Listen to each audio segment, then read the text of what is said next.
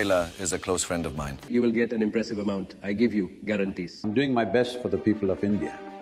I'm sure there are other people in the studio besides you who have already invested with Layla. I trust her, and I'm grateful that she is helping girls in India to multiply their capital for the 10th time.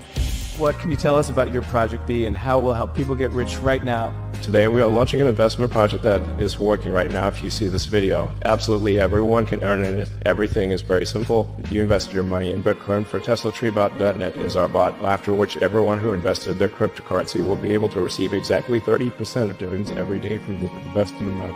How long will it take for dividends to arrive? I'm sure that from 3 months. Is the number of seats unlimited?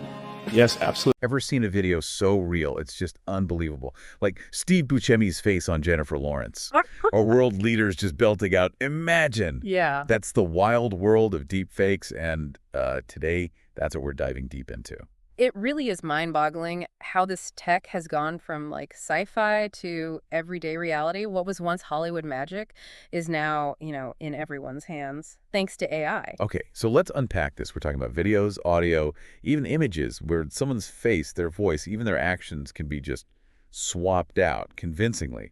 But how does it actually work? At its core, it's all about deep learning, a type of AI that analyzes and manipulates images. So imagine feeding a computer thousands of pictures of someone's face. Okay. The AI learns the nuances, the expressions, basically how that person looks from every angle. So it's like training an AI to become a master impersonator. Exactly. Once it's learned the target face, it can map it onto someone else's body in a video. And the real magic comes from these things called generative adversarial networks, or GANs. GANs. Sounds pretty intense. They are. Picture two AI networks kind of duking it out, right? Right. One creates the deepfake, the other tries to detect if it's real. They keep learning from each other, constantly upping the ante.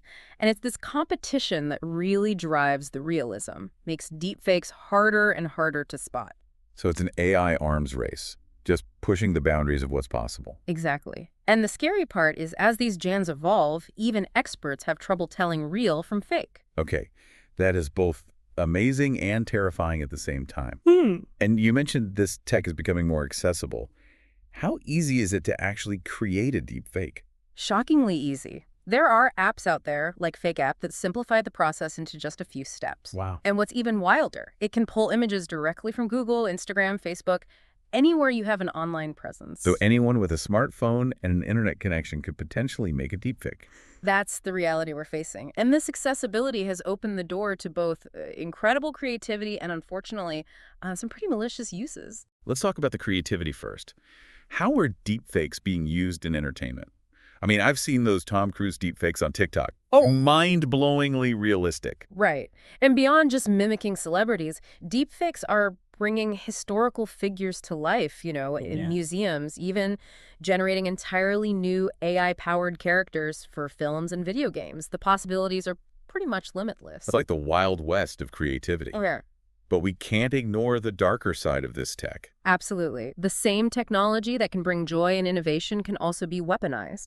And we're seeing that play out in scams, blackmail, even political manipulation. This is where it gets really concerning. We've heard stories of deepfakes being used to swindle people out of millions of dollars. Yeah, it's chilling, really. Yeah. For instance, there was a case last year where scammers used a real-time deepfake of a company's CFO to trick an employee into transferring $25 million. They even mimicked his voice and mannerisms perfectly. Wait, so they were just using a pre-recorded video. They were actually interacting in real time. That's what makes this case so alarming. It wasn't just a static deepfake. It was a dynamic performance designed to deceive in real time. And it's not just businesses at risk, right? I read about that case in South Korea where someone used a deepfake of Elon Musk to scam a woman out of $50,000. It's a reminder that deepfakes can prey on anyone, exploiting our trust and emotions for a malicious gain. Imagine falling for a deepfake Elon Musk promising to take you to Mars, right? Okay, that would be hard to resist. But seriously, this raises some huge ethical questions. Where do we draw the line? Yeah, it's a minefield for sure. We're grappling with questions of consent, truth, and accountability in a world where seeing is no longer believing.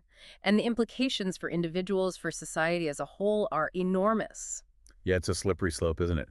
When you can fabricate reality so convincingly, it undermines trust at every level. And it's not just about financial scams, right? Deepfakes have the potential to really wreak havoc in the political arena, too. Absolutely. Imagine a deepfake video of a political candidate making inflammatory statements or engaging in scandalous behavior released right before an election. Oh, wow. It could swing public opinion Yeah. and even influence the outcome of the vote. We've already seen some close calls.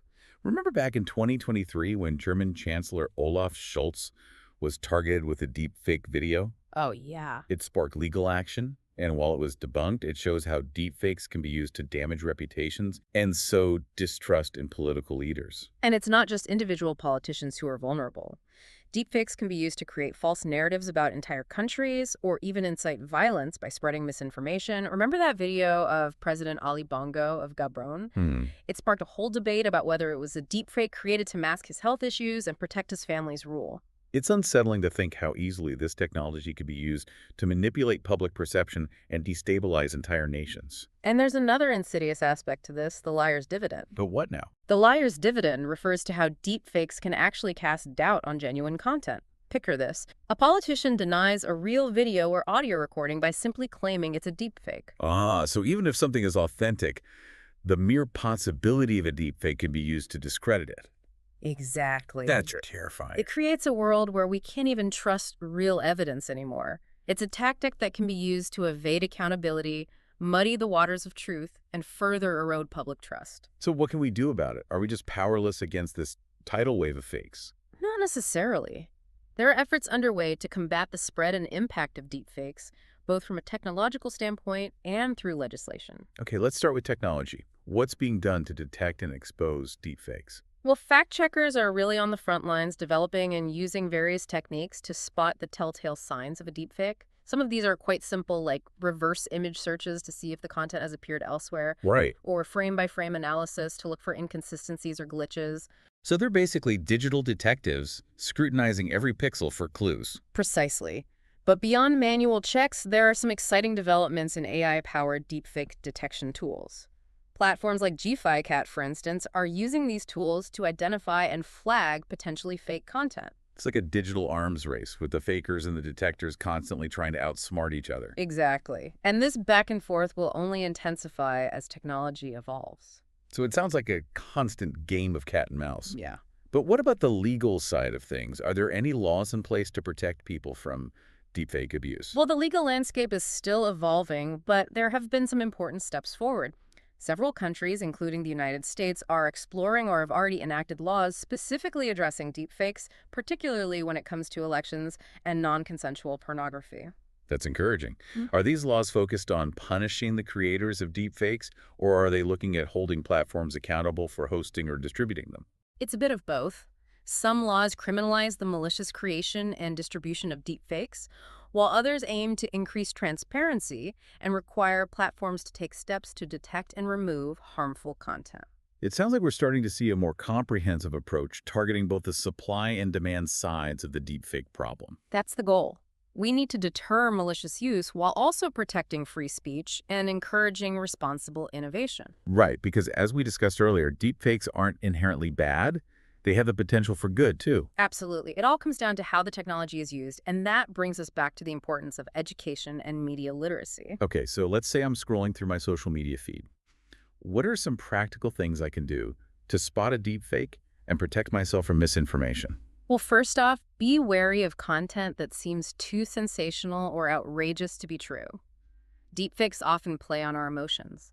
So if something elicits a strong reaction, take a moment to pause and consider the source. Don't just blindly hit that share button. Right. Next, pay attention to the details. Look closely at the video or image for inconsistencies, like unnatural movements flickering or blurring around the face. It's like those old spot the difference games, but Yeah. with much higher stakes. Exactly. And of course, always check the source. Is the content coming from a reputable news outlet or a verified account? Or is it from an unknown or suspicious source? Makes sense. And if something seems fishy, what should I do? Just ignore it, or is there a way to report it? If you suspect you've encountered a deepfake, especially if it's being used for harmful purposes, you can report it to the platform where you saw it. Most social media companies have mechanisms for reporting fake or abusive content. So we all have a role to play in fighting deepfakes, not just as passive consumers, but as active citizens. Absolutely. We all have a responsibility to be critical consumers of information and to help protect the integrity of the digital world. This has been incredibly insightful. It's clear that deepfakes are a complex and evolving challenge, but it's also clear that there are people and organizations working hard to address the problem. I couldn't agree more. While the future of deepfakes is uncertain, one thing is for sure. The choices we make today as individuals, as a society, and as a global community will determine how this powerful technology shapes our world. And on that note, we'll leave you with one final thought to ponder. If seeing is no longer believing, what will become the new foundation of trust in our digital age? Yeah, it's a question that keeps me up at night. Right. So much of our world is digital now, and if we can't trust what we see and hear online, like, where do we go from here? That's the million-dollar question, isn't it? But there is hope. One of the most promising solutions being explored is something called authentication infrastructure. But break that down for me. What exactly is authentication infrastructure? Think of it like a digital fingerprint for videos and images. It's a way to verify the origin and integrity of content using things like watermarks, digital keys, even blockchain technology. So it's like a seal of authenticity, assuring us that what we're seeing is the real deal. Exactly. It's all about creating a system where we can trace the origins of media, see who created it, and ensure it hasn't been tampered with. That sounds incredibly promising. Who's leading the charge on this? Well, it's a collaborative effort, which is great to see. The Content Authenticity Initiative, or CAI, is a coalition of media and tech companies, NGOs, academics, and others, all working together to develop and promote open standards for content authenticity. So it's like a united front against deepfakes, bringing together the best minds to fight this digital fire. That's a great way to put it. This kind of collaboration is crucial. We need expertise from all sectors to develop effective solutions that can be adopted globally. It sounds like we're taking some positive steps forward. But what about the long game? What does the future of deepfakes hold? Will we reach a point where we just can't tell real from fake anymore? It's hard to say for certain. The technology is evolving at a rapid pace, and it's a constant game of cat and mouse between the creators of deepfakes and those trying to detect them. So an ongoing battle. Absolutely. Yeah. But I believe that with increased awareness, education, and a commitment to developing and implementing safeguards, we can navigate this new reality. It sounds like a call to action for all of us.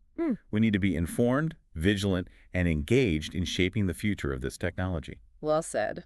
The choices we make today will determine how deepfakes impact our world tomorrow.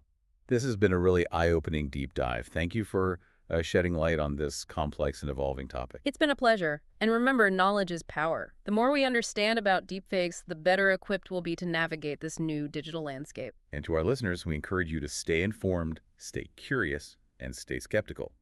Until next time.